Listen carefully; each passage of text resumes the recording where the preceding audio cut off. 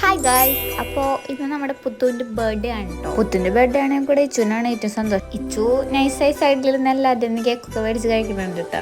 Cake മുറിക്കലൊക്കെ കഴിഞ്ഞു. അപ്പോൾ ദേ നമ്മളടുത്തായിട്ട് chicken biryani കഴിക്കാനിരുന്നു. ആഹാ, എന്താ ചിരിയില്ലേ ഗൈസ്. അപ്പം നമ്മുടെ മാരട്ടച്ചാട്ടം പോവാണ്. അടുത്തായിട്ട് നമ്മുടെ ഒരു ഗാനമേലുണ്ട്, അതുകൊണ്ട് കണ്ടിട്ട് നിങ്ങൾ പൊക്കോളൂ കേട്ടോ.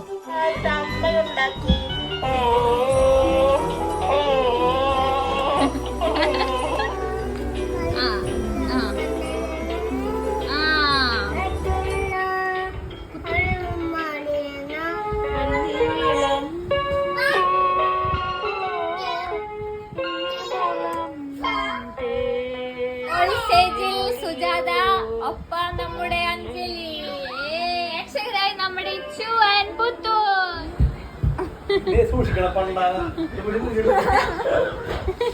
അപ്പോൾ okay guys, bye, see U.